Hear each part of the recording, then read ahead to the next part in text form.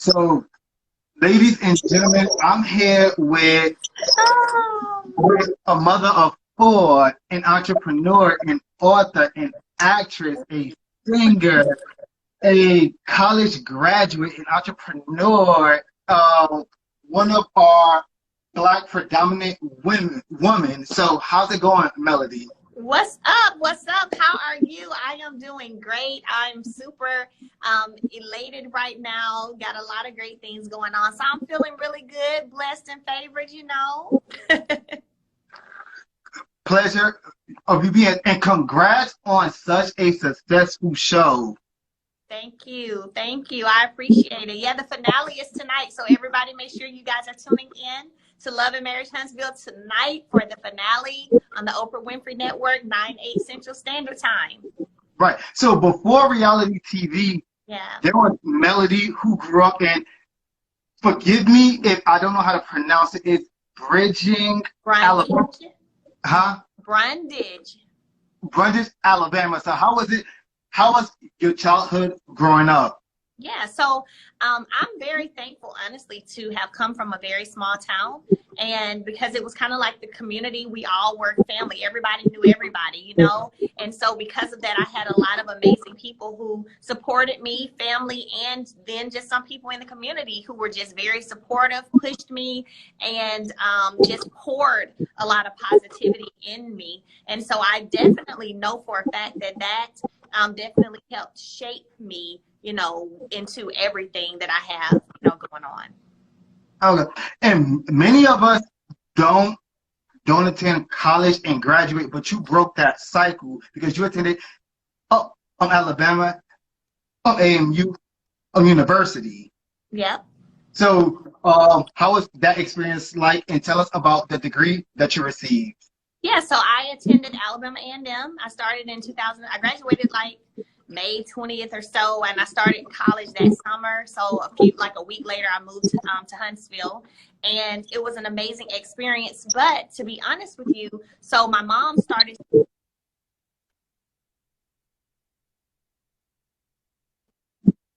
graduated from high school, and she got pregnant with me, and so she dropped out when that happened. However, during my high school years, she went back to school and got her degree. So that was so dope, you know, to see her go back and finish up something that she had started. So, you know, me, when I went to school, you know, I wanted to make sure that I put my best foot forward. I graduated with a 3.96 GPA, graduated in 3.5 years, got in, got out. So Huntsville is a great city. So speaking of Huntsville and speaking of your college experience, that's where your love story started, right? Yes, absolutely. So tell us about you being the class clown and comedian and you meet Martell at that university. Absolutely. So let me tell you, man, anybody who gets to really spend time with me, they see that I'm like, I love to have fun. I love to laugh. I'm that person who's going to throw you a joke about every doggone 5 minutes, going to have you cracking up. And that's just how I am. And that's how I was in college. You know, I was still about my business. I was a class clown making everybody else cut up and laugh, but I was still making my A's, you know. And so whenever we met, we were in an educational course together because we both majored in education. He majored in special ed. I majored in English education. And so, you know, it's just one of those things to where we definitely connected, went on our first date. And after that, every day it was, you want to go to the movies, you want to go to the park, you want to go out to eat, you want to go. It was just, you know, and I'm like, okay. And so it went from there. So 9 months later, he proposed, and then we got married like 7 months after that. Okay, and then you guys had a successful marriage for 3 years, had 3 beautiful kids. Yeah, so we have 4 now. Right. So during those 10 years, how did he sweep you off your feet, and what can you recall during those 10 years, looking back, that you missed? You said that I missed, like that I miss right now? No. The 10 years before 2017. Oh, okay. I was like, yeah. Oh, okay.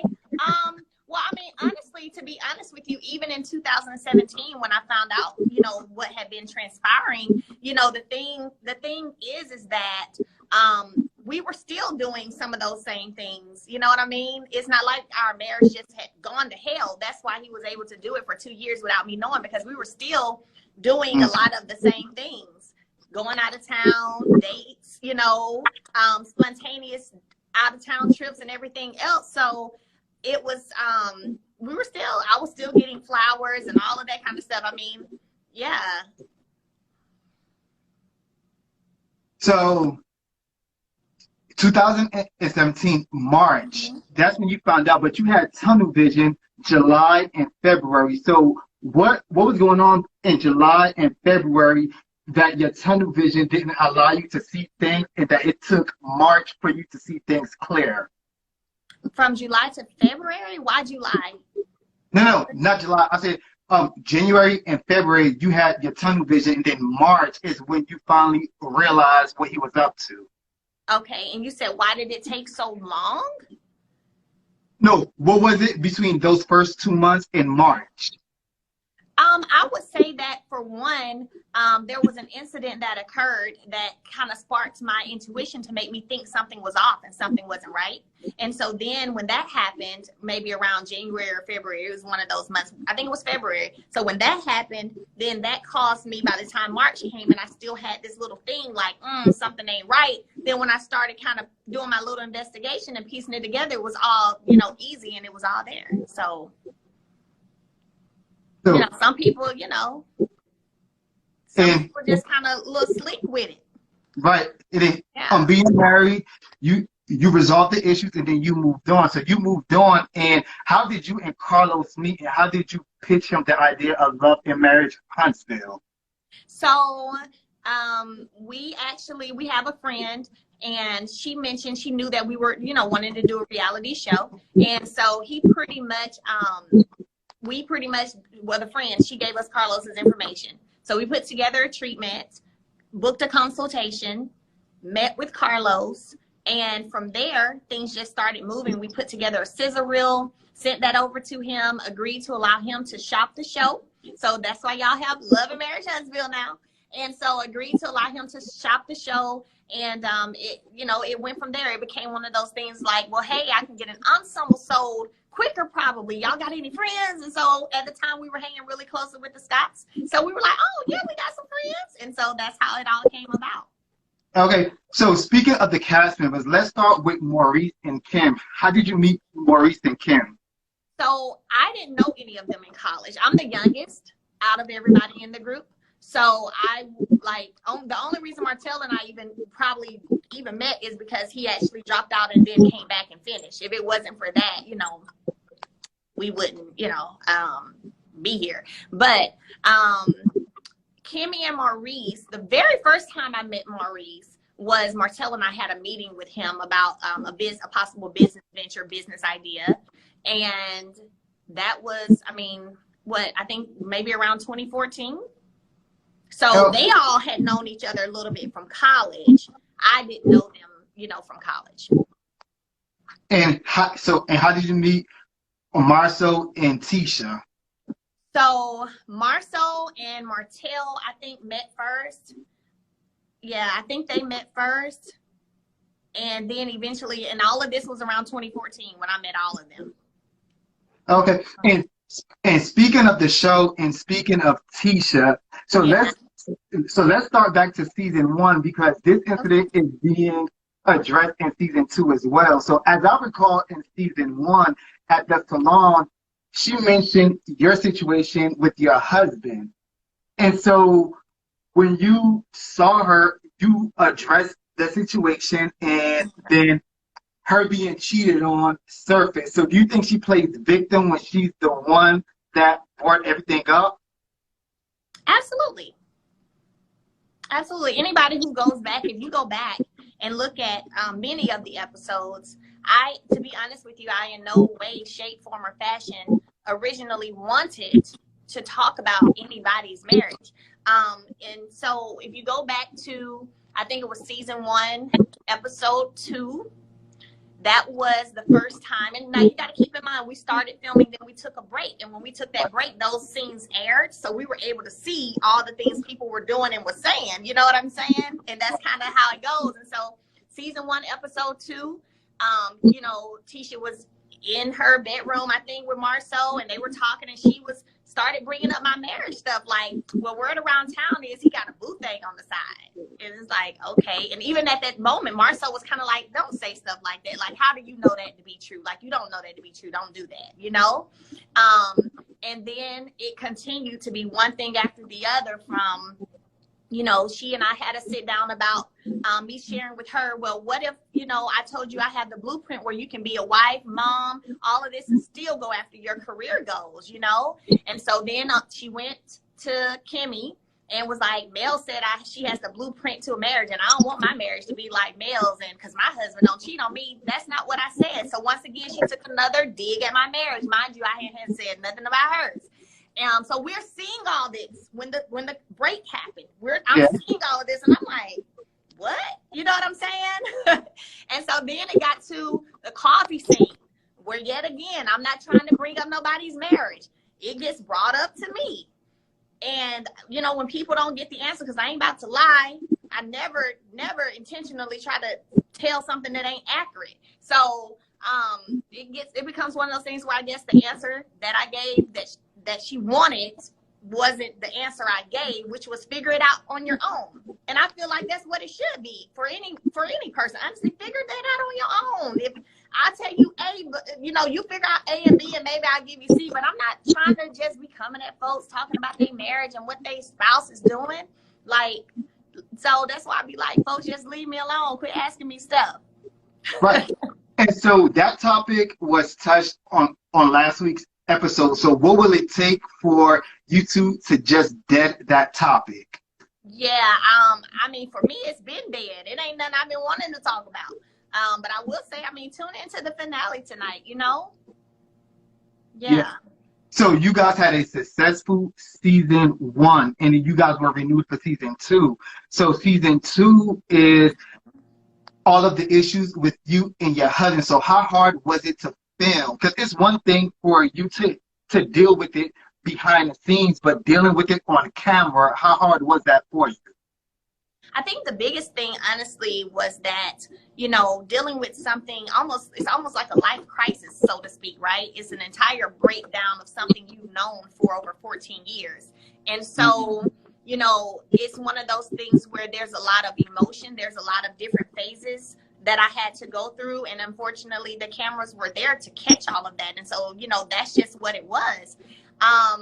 And so, you know, when I look back at it at times, I'm not going to say I regret, right. you know, the people watching the show being able to see all of those emotions. But I will say it was a whole lot of emotions to be caught. So that opens the door for people to have opinions. Fortunately, I'm not one of those people who move too easily on what other people think. So I'm glad that I'm strong-minded in that regard. But yeah, I mean, it's definitely a lot. You gotta be ready and prepared. I would say that reality TV is not for the weak. If you care a lot about what people think, if you're insecure, if your self-esteem ain't where it needs to be, it ain't for you, because you're gonna have a meltdown. So you've been through so much, and this one particular incident that you went through touched me, because I can only imagine what you were going through. So after you gave birth at the hospital and you went to go take a shower, what transpired that led you to break down? You know, I just really, you know, after I had Milani, for one, let me say this, when I was pregnant with her, I would say that that was one of the happiest times I'd had in a while, just being honest, whenever I was pregnant with her. And I had literally made up in my mind that I wasn't going to allow anything to take me off my happiness, because I was like, I'm not about to have a child with nerve issues, or, you know what I'm saying, or things, because what you feel carries on to your baby. And so I was just determined, you know what I'm saying, to just be happy. Even though at the time, you know, one of the mistresses started dropping pictures and stuff for them and just all kinds of recordings and stuff, I didn't let any of that faze me. I was still just happy and enjoying my pregnancy. Like, I enjoyed that pregnancy. And so after I had her and I got in the shower, it was one of those things that I just really felt like it is finished. And that's what I felt spiritually. And I knew at that point, if anything else happened, it was a wrap. I knew that. I was hoping nothing was going to happen, let's be clear. Yeah. But I also knew if anything seemed like it wasn't right, adding up, it was over. And I'll encourage anyone, like, don't walk away until you get that, you know, confirmation, and feel that God said go. So you said one of the mistress. So was there more than one? Yes, that's correct. So given the fact that Martell did what he did, so him accusing you of cheating, is that a way? Deflection? Yeah. Yes. Absolutely. So is that how he copes with things, by accusing you of doing things? I think so. And how long has that been going on? Has what been going on? Him accusing you, because we're seeing it on camera for first time. So has he been doing behind the scenes? So I will say that even behind the scenes from the camera, like, let's see, when he started, like, he would throw stuff out here and there and be like, I know you was talking to a guy, because I moved down and got my apartment at a time for like 6 months. And I remember him like, I know you was talking to some guy. And I'm like, okay. But, you know, I really didn't care. I never confirmed it for him because I felt like it wasn't even anything to talk about because nothing happened between him. Right. You know what I'm saying? So it was like, there's no real reason for me to, you know, me talking to somebody after I left you because you kept cheating. It's nothing to discuss. But then the reason, unfortunately, you know, he likes to move the narrative to kind of like, I've been protecting my wife all these seasons and haven't said anything about what she did when she moved out. Let's be clear. The only reason is because you didn't know. But soon as you found out before we started filming this season, you ran it to everybody that would listen. So you were never on some protecting your wife. That wasn't the case. And so now him running with it, I really don't care. You know, everybody's thing of cheating is different. You know what I'm saying? At the end of the day, when I was with my husband, I was with my husband. And when I moved out because he continued to cheat and I decided to leave, it wasn't on so I'm going to leave and hopefully he gets the point and misses his family. It was on some I'm out, I'm divorcing you. I wasn't even really talking to him. So I wasn't planning on being with him again. And again, be happy that I didn't have intercourse with somebody. That's what you should be happy about. You know what I'm saying? Yeah. You know, yeah. So your birthday being November the 11th, so you're a double Scorpio. I'm a double Scorpio. Ooh. And that double Scorpio episode. So looking back at that episode, what would you have done differently, or would you still have reacted the same? Which episode? Last week. Yeah. So when he said what he said, and then the double side Scorpio came out. Yeah. No, not even the double side came out. Only half of it came out. Like I say in my song, you don't really want to bring the Scorpio about me. Only half the Scorpio came out. I mean, that was what it was. It was one of those times, you know, I will say that I like to be very calm. More than anything, I spend a lot of time uplifting people, speaking positively and having positive energy around me. However, if I'm in a room with someone who's against me, I usually remain calm, quiet. I'm going to be cool and collected for the most part. And I'll let you talk your noise for a while. You know what I'm saying? Don't even bother me. However, you continue to push me up against the wall, I'm going to, like a Scorpio, I'm going to come at you. And that's kind of what happened. I let him, if you watch it, I let him talk for a very long time. Because I do feel like people should be able to express whatever they want to express. Hey, have at it. However, don't keep going. Don't go overboard. Because the Scorpio can come out. So half of the Scorpio, let's be clear, came out. I can only imagine if the entire Scorpio came out. So I know that your divorce is finalized and you have joint custody. So you guys build a empire. So what's the business relationship like? We don't have a business relationship. So how did you guys decide on, okay, you take this particular business, you take this particular business? How did that work out? Well, I never asked for anything in the divorce. So when I filed the divorce in June, I didn't want anything. I just wanted to be free. And I just didn't want the marriage anymore. So I never was asking for anything, which is why I was like, I don't know why this takes so long, but it's all good. So anyway, in the agreement, we decided to dissolve the businesses that we had jointly. Oh, okay. So you already know when it comes to reality TV and when couples part ways, network, they try to pitch a dating show. So if OWN came up to you and said, we want to pitch a Melody goes on a date, would you accept it or would you turn the other way? Honestly, right now, I would turn the other way. Okay. Yeah, I mean, I literally just came out of a marriage.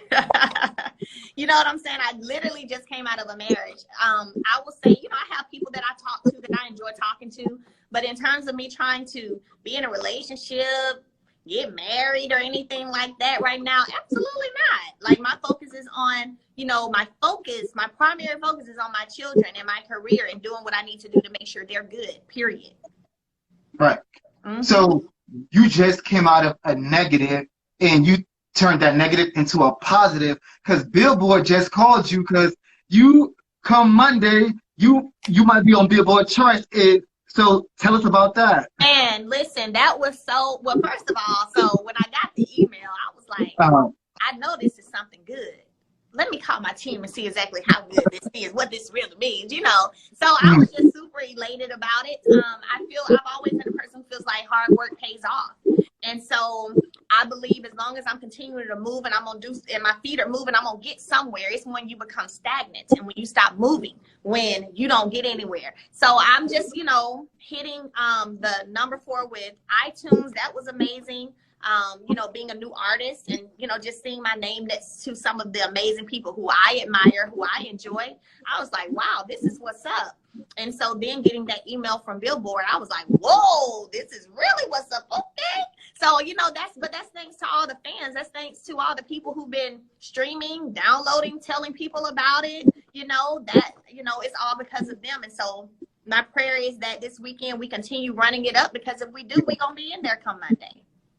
So you have such a beautiful voice. So why didn't you pursue music at an early age? Well, at an early age, I started singing when I was 5.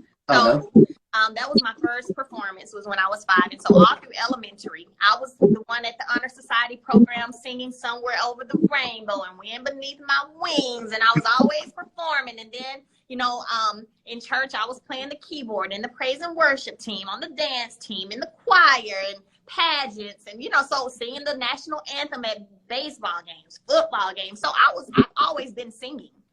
And when I came to A&M, because I had been so busy in my early years, because I was also, you know, president of all these different organizations, so I stayed super busy. So that's why I think now I can multitask and nothing phases me. I can do it because I've done that all my life. But when I came to A&M, I just wanted a little breather, wanted to take a halt on things, and then I got married. We started a business, you know, and so my focus went there. Okay, so can we expect a visual for your brand new single? Well, I tell you for sure, one thing about me, I don't have to do anything. Okay. Just so you know. So the visual is already written now, the concept and everything, so we can expect it in a week or 2, right? Or is it still a work in progress? Stay tuned. Follow Melody S. Holt on Twitter, Instagram, and Facebook, because I update my peeps with everything. And I already know that you're a force to be reckoned with. So I already know you have a whole lot of stuff under your belt. So what's next for your empire? Oh, man. So absolutely continuing to pursue my music and acting career. Definitely, you know, I've got my merchandise line. God said go. I'm working on something else as well in terms of merch. I also have a production company, Tilted Crowns Productions. My team was actually just in Miami for a week, about a week or 2 ago, filming something there. So I'm always on the move. Okay. I also teach a class, Hope Preservation Academy, my master class. I've had about 200 students go through my course so far. And so I teach that as well, getting people into property preservation, a multi-billion-dollar industry. The link is in my bio if any of y'all want to go check it out and look at some options there. But so, you know, I'm always doing stuff. What motivates you? Man, I would say what motivates me is the desire to knock down certain doors that my kids can walk through later when they're ready. You know, that's a big motivation for me. Like my kids are, I always wanted them to be well-rounded, and they are talented when it comes to being articulate, being able to act. My son is in production because he hears beats underneath beats that's underneath beats. Like he has an ear for that.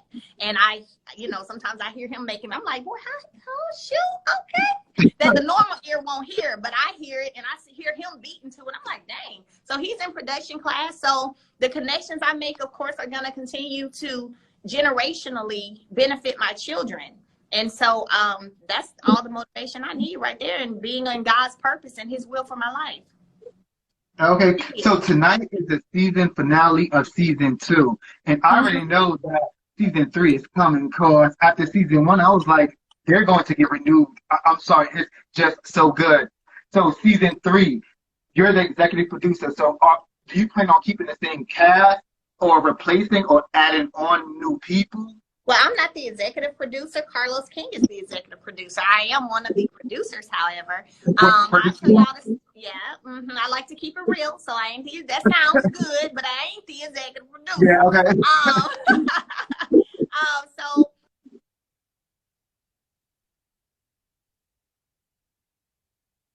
it works. Okay, well, I look forward to it. So outside of Huntsville, do you plan on pitching any other shows to any other network just to keep your empire going? I mean, I have a whole production company. I got a lot of stuff I'm working on. So we look forward to it. And I want to say thank you for taking the time out to conduct this interview. And if we don't speak before Mother's Day, I want to wish you a happy Mother's Day, okay? Oh, that's so sweet. Thank you. You did an awesome job, too. I'm glad that we were able to, you know, have this live. So that's what's up. Everybody download Telltale Signs, purchase it on every phone you got. And purchase it on, it's only 99 cents. Purchase it on every outlet, okay? Spotify, Amazon Music, iTunes, because all of that counts in our numbers, and we want to make the top 25 come Monday. So y'all make sure y'all kill it this weekend, period. I got you. And it's good music. And once again, thank you so much. Oh, and thank tune you. in tonight to the season 2 finale of Love and Marriage Huntsville on OWN Network. Absolutely. Y'all tune in. All right. Thank you so much. All right. Thank you. Bye-bye, everybody.